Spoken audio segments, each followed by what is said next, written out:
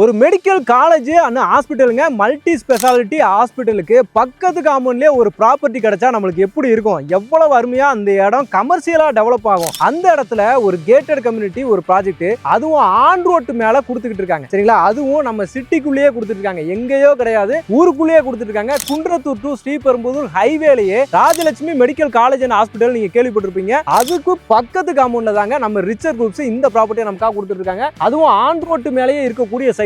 இந்த இது பாத்தீங்க அப்படின்னா நேரா உங்களுக்கு ஸ்ரீபெரும்புதூர் ஹைவே டோல்கேட்ல போய் கனெக்ட் ஆயிடுது. இந்த அடுத்த காம்பவுண்ட் பாத்தீங்க அப்படின்னா உங்களுக்கு வந்து இதுங்க medical college hospital Rajalakshmi college, அந்த ஒரு பில்டிங் தெரியுது பாருங்க. இது ஃபுல்லாவே பாத்தீங்க அப்படின்னா காலேஜ் தான். நேரா பாத்தீங்க அப்படின்னா ஹைவேல போயிட்டு அந்த குன்றத்தூர் டு ஸ்ரீபெரும்புதூர் ஹைவேல போயிட்டு கனெக்ட் ஆயிருங்க இந்த ரோடு. சரிங்களா?